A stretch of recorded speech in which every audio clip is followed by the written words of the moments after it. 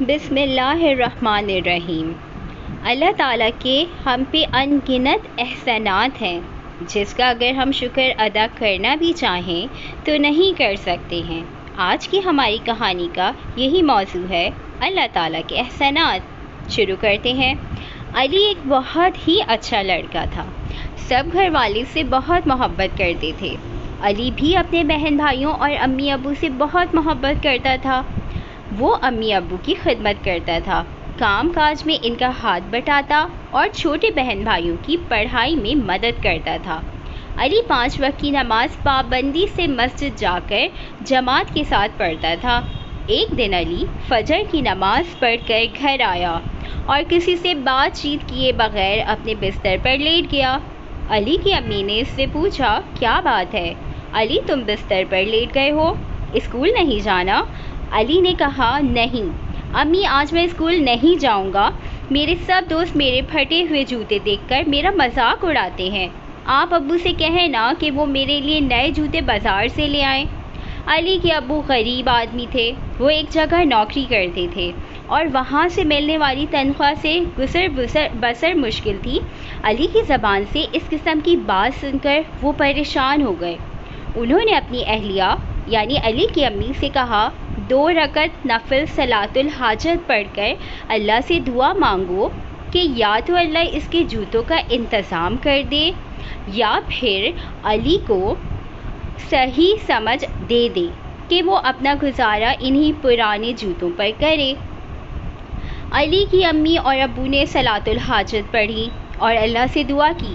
علی ظہر کی نماز کے وقت نیند سے اٹھا اور کسی سے بات کیے بغیر وضو کر کے مسجد کی طرف چلا گیا۔ راستے میں اس کی نظر اپنے دوستوں پہ پڑی جو نئے جوتے پہنے اسکول سے واپس آ رہے تھے۔ علی ان سے منہ چھپا کر آگے بڑھ گیا کہ کہیں وہ اس کا مذاق نہ اڑائیں۔ اچانک علی کی نظر ایک لڑکے پہ پڑی جو ساکھیوں کے سہارے مسجد کی طرف جا رہا تھا۔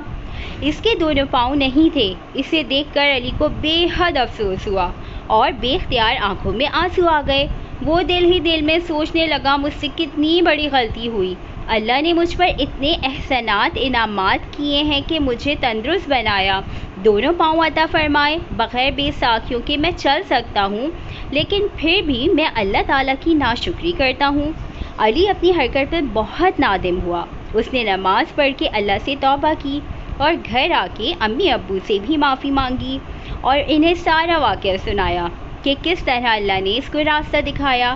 کھانا کھا کر علی گھر سے باہر جانے لگا تو علی کی امی نے پوچھا، بیٹا کہاں جا رہے ہو؟ علی نے مسکراتے ہوئے جواب دیا، اپنے پرانے جوتوں کو نیا کرنے۔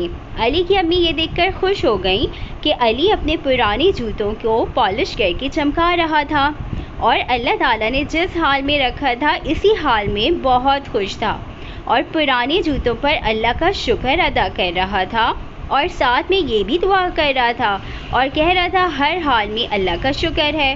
بے شک ہمیں ہر وقت شکر الحمدللہ یعنی شکر کا کلمہ ادا کرتے رہنا چاہیے، کیونکہ ہم جتنا زیادہ شکر ادا کریں گے اللہ تعالیٰ اتنا ہی ہمیں نوازے گا۔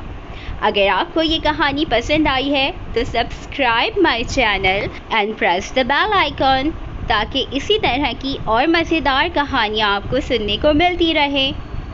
Thank you for watching. تب تک کے لیے اللہ حافظ۔